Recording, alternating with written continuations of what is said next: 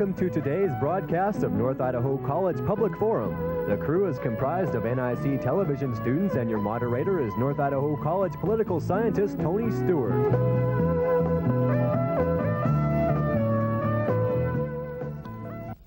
Today we wish to continue our series that we're bringing you this month on the topic of South Africa and the issue of apartheid. Our guest today comes to us from the South African government. We're happy to welcome to our program Consul General Leslie B. Labuschagne, who is the Consulate General for the Western United States and representing the South African government located in Los Angeles. Our guest has a long record of service to his government.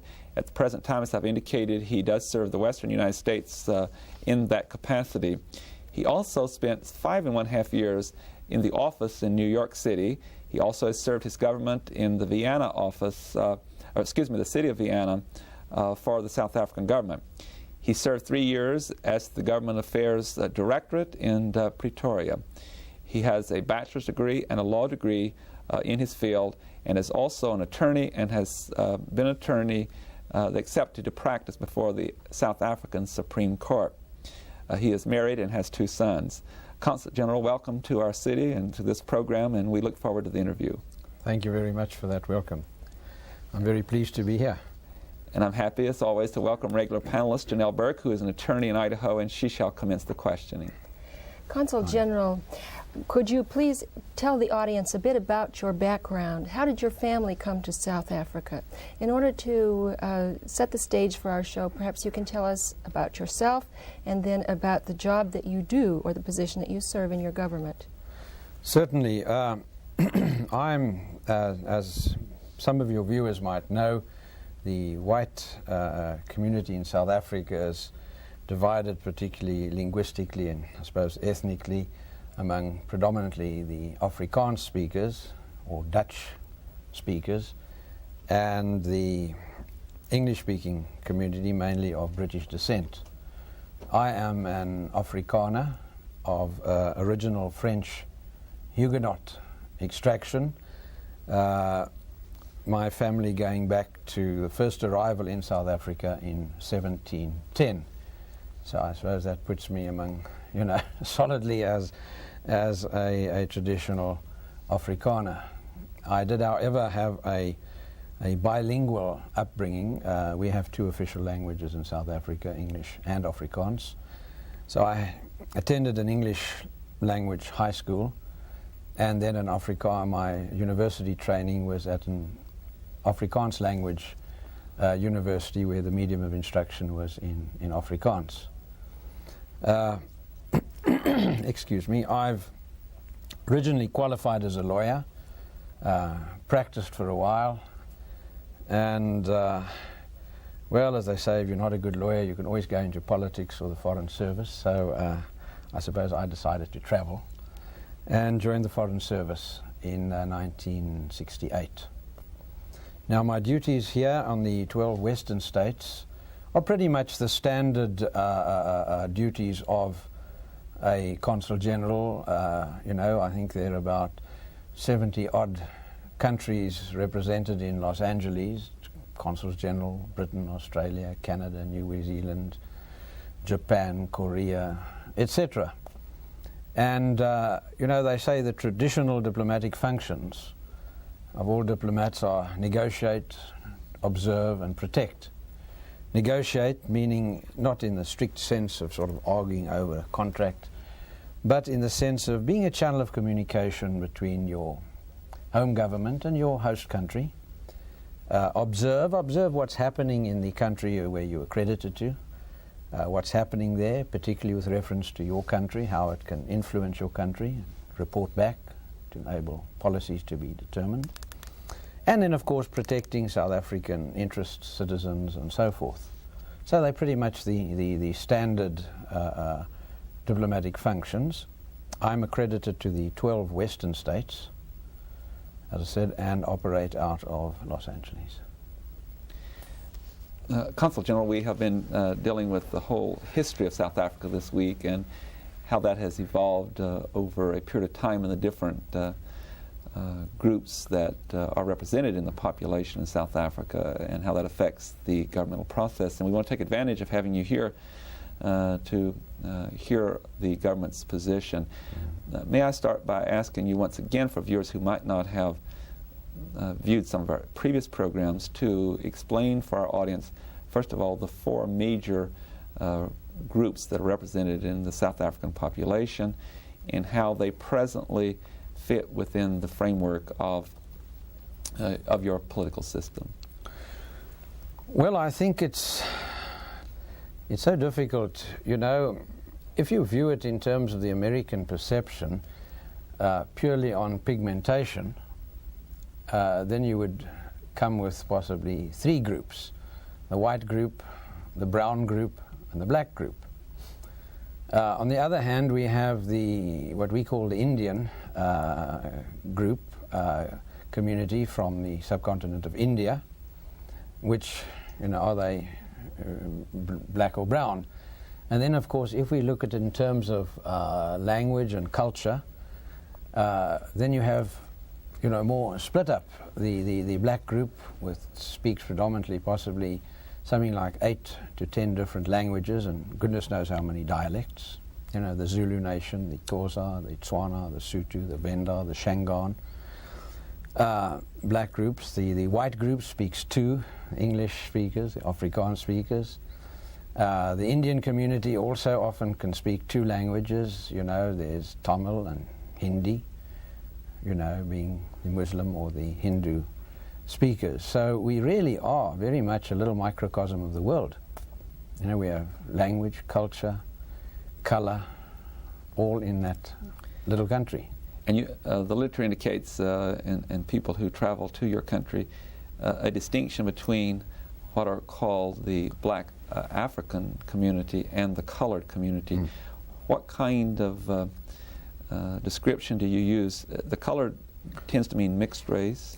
The colored community, or the brown community, as some of their poets refer to themselves, is the group that I suppose would correspond very much to what you call the black community in the United States.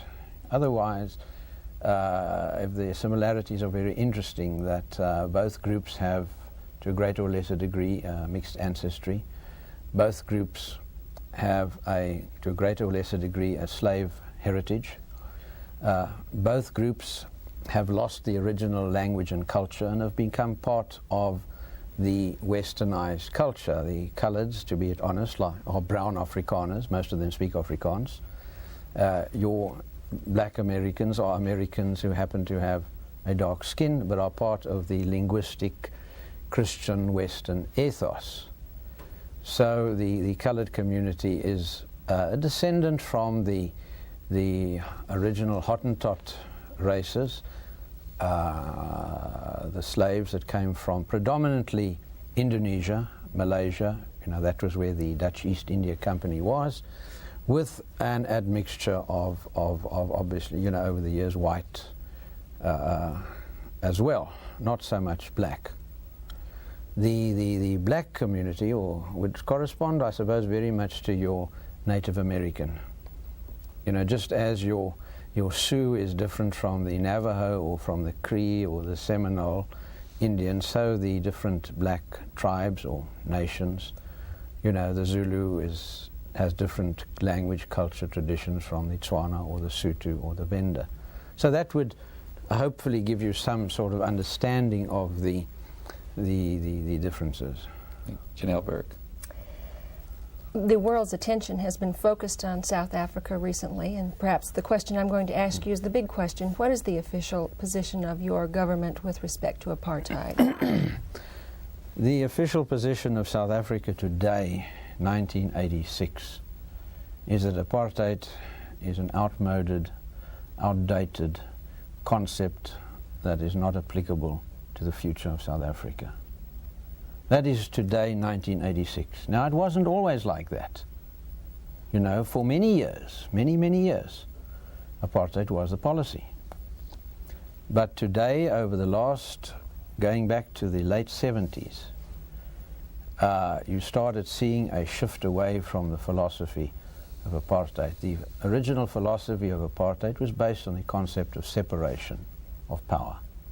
You know, this part is yours, that part is mine. You vote there, I live here. You live there, I live, you know. But over the years, with the expansion of the economy, the growth of a black middle class, the moving from our third world community into the first world community in South Africa, you started seeing a blurring of lines. And this was started to be recognized in fact, and eventually, and this year, the state president stated quite clearly. So we've moved from the philosophy of division of power to sharing of power. And I would wish that we would now discuss South Africa 1986 and not South Africa 1976, 66 or 56, when apartheid was, as I say, the official full force policy. So now that you have clearly taken a stand on apartheid, how are you going to move into the future? How do you see the government moving into the future? Well, I think the government has made it quite clear that the first step is, of course, to eliminate a lot of the old discriminatory laws.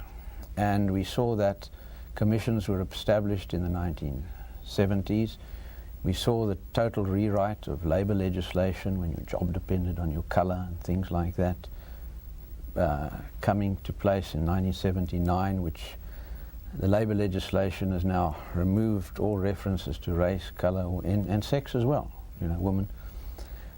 We saw trends from integration of things like lunch counters, sport, theatre, movies taking place. We saw the move away from the all-white parliament, and the first step was the parliament to include coloureds and Indians. I suppose that was the easy problem. That was like your problem, as I said, in the States, you know.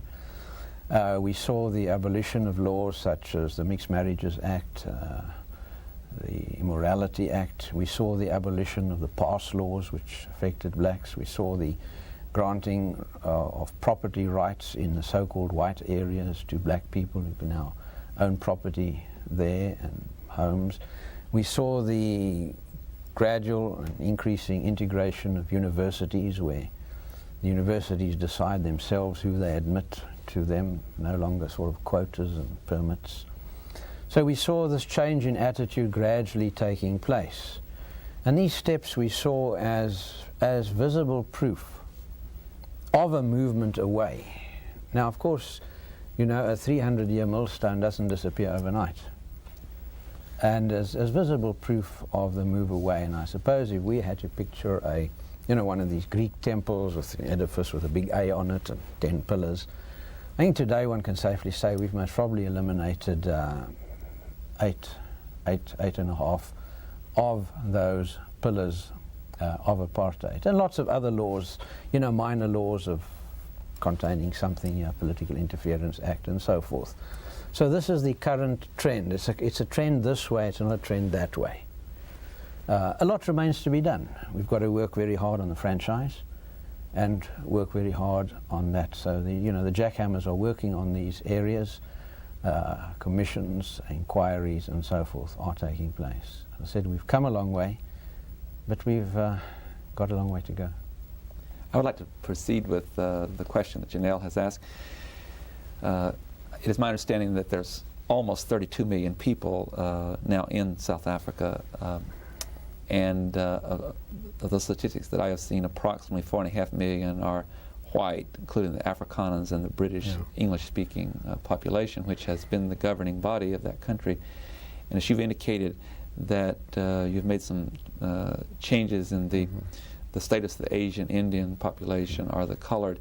My first question is, how have you brought them into the parliamentary system? I believe that you have some rules that govern what they can and can't do, that they can vote and select representatives, but isn't there a veto process for the president in relation to the policies and also even within the parliament? Yes. Well, of course, the figure of 32 million, it depends on how you structure your figures, of course. 4 of the 10 black states have taken full independence from South Africa, and we have no say or control of them. They are, complete control of their own destiny. It's unfortunate that many countries in the West pretend they don't exist, but they don't, Taiwan isn't recognized, but it exists. But be that as it may, the first step was to look at a formula for our very complex society, and it was based on a system of consociation or democracy. In other words, the composition, we have one parliament with 3 chambers. And the size of the chambers is according to the size of proportion, 1:2:4. The House of Representatives, the House of Delegates, and the House of Assembly. And it's based on the philosophy of joint legislation for things that are common and own legislation for things that are own. Legislation has to go through all chambers unchanged. So each chamber has, in fact, a minority veto. The Indian chamber, if you use that term, doesn't agree with legislation A, they don't pass it. So then there's a veto. Now, obviously, all systems have veto overriding mechanisms. We've just seen it here, where the president's veto with regard to sanctions to South Africa was overridden by Congress. So you must always have a veto. But on the other hand, other legislation in South Africa on certain police and security matters was vetoed by the Indian chamber, and it hasn't gone through. So although the chambers aren't the same size, each one can veto legislation. It's got to go through unchanged by all 3 chambers. And then, of course, you have, members of the coloured and the Indian members of Parliament, are junior ministers, deputy ministers, and also in the cabinet. So this is a move towards joint sharing and participation of power. It's been in only for 2 years, but it's already, you can see that in practice joint debates are taking place. Conference committees meet, of all the houses to thrash out differences in legislation and so forth. And it's working surprisingly well. You have recognized this already on the program, but I want to pursue it a little bit further. The black African population, which some figures indicate 72% of the population, or maybe 26 million, they do not have the right to vote, and they are not part of the process as the colored or Asian representation in the parliament. One of the great concerns from outside of South Africa, and it certainly has been surfacing in the United States, is that issue and that question that the overwhelming majority of the population is yet not part of the political process. To what extent is the government committed at this time to working on the Constitution to make them an equal partner in the voting process to select those who govern? I think it's wrong to say they're not part of the political process. The political process takes place at many levels. You have, in your country, political process at local government level, you have it at statehood level, and you have it at the federal level. Now, at the local government level, of course, the black cities and suburbs have full municipal power to elect their own city councillors, mayors, and so forth. At the next sort of county type of level, there is the legislation has been passed for joint county, mixed county, because services are on a regional basis. Then to put it in your terms, we had 10 reservations, like using your terminology. What we did was to inculcate this concept of democracy, which, remember, is a Western concept. It's not a third world concept. It's almost the exception to the world today, democracy, was to take the reservations, I'm using your language, and to grant them full statehood, so that the 10 reservations, KwaZulu, Lebowa, Venda, Ciskei, and Transkei, have elected assemblies and the same rights and powers over their states, their geographic areas, as the state legislature of Idaho has over the state of Idaho. Now, so they have a high level of self-government. So that is all part of the political process. They do not, and that is quite correct and it's no secret, have that access at the central federal level. And there it is clearly stated by us that the Constitution must be redrawn, and we must try and find some formula of sharing political power at the highest central level. Now, the big dilemma in South Africa is what form are we going to take? You know, democracy can take many shapes and forms. There's no single solution. A Eurodemocracy in the States, a federation. Switzerland's a democracy, a confederation. Israel's a democracy, a unitary state. Germany's a federation. Holland is a unitary state. England has a different constitution. So there we've already had our traditional democracies all having they're all democratic, but different formulas of exercising the constitutional framework. And that is what we have to work out. So the debate in South Africa is not whether there must be black political rights at the top level, not whether there must be universal franchise, but how can we accommodate it? Where can we find the formula? Because you don't have another South African condition somewhere else that we can say, it works there. Switzerland is interesting because there you have French, German and Italian cantons. You see, in a confederation. That's an area of great interest. Janelle Burke. Many American companies have economic interests in South Africa. What do you feel has been the result of sanctions that have been imposed against South Africa in your country? Well, I think sanctions are counterproductive. Now, fine, you're going to have people who are going to stand up and say they're the only thing and the best thing and the wonderful thing. And you're going to have people to stand up and say they're counterproductive and they're not the answer. Well, I suppose we must really decide. And the viewers must then make up their own minds. Sanctions can often come down to hiring and firing. You know, if you have to close a factory because you can't sell to somebody, you lay off people, you fire them, no matter what you want to call it.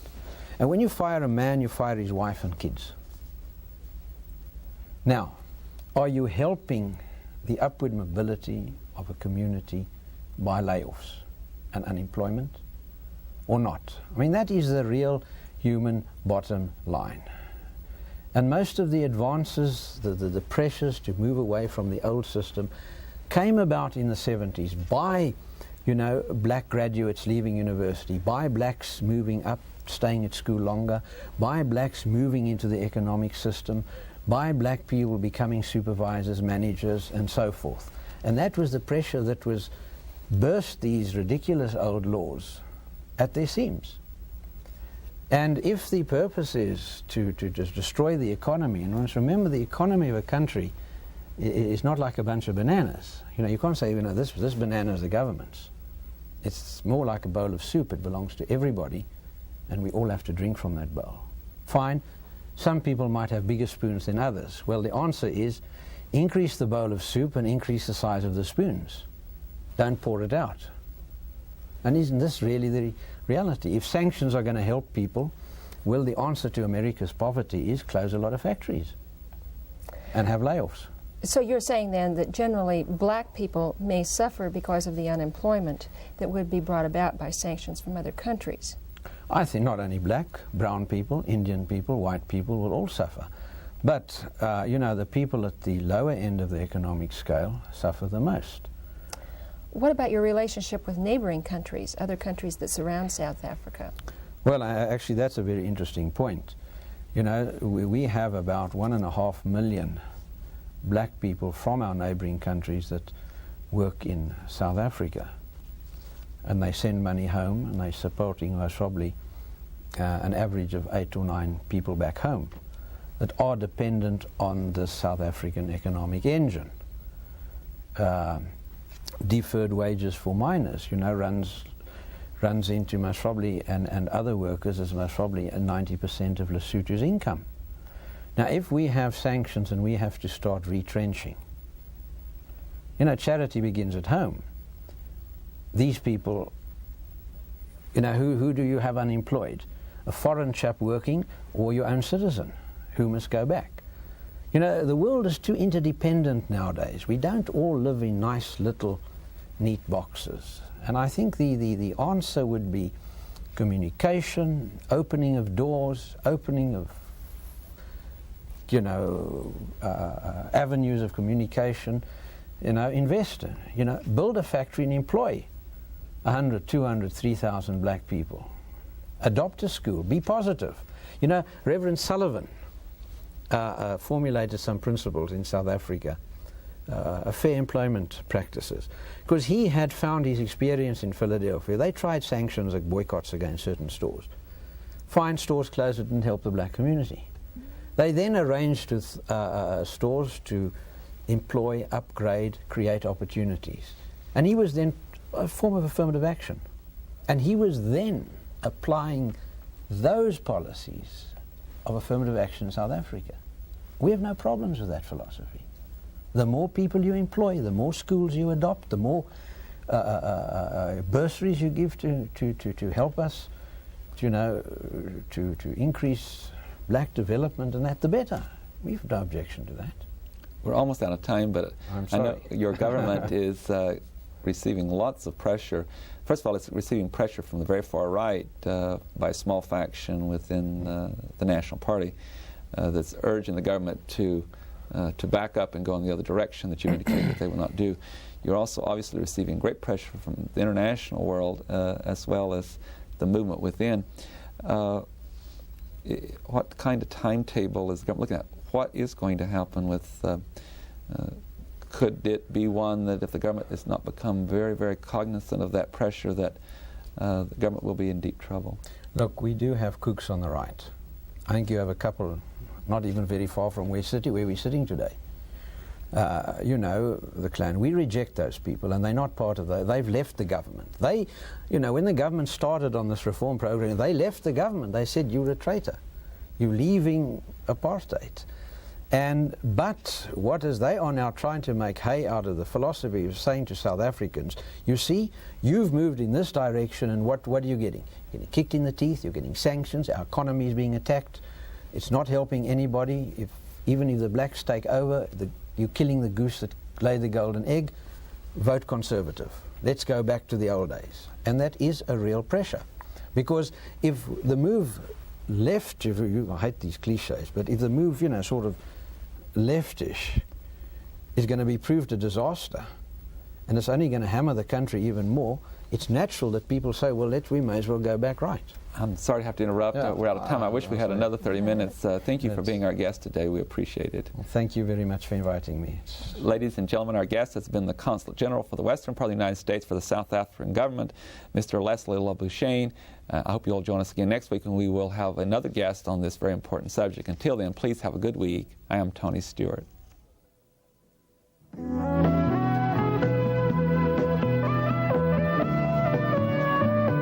North Idaho College Public Forum can be seen at the same time each week over this station. This production was videotaped earlier by an NIC student crew for viewing at this more appropriate time.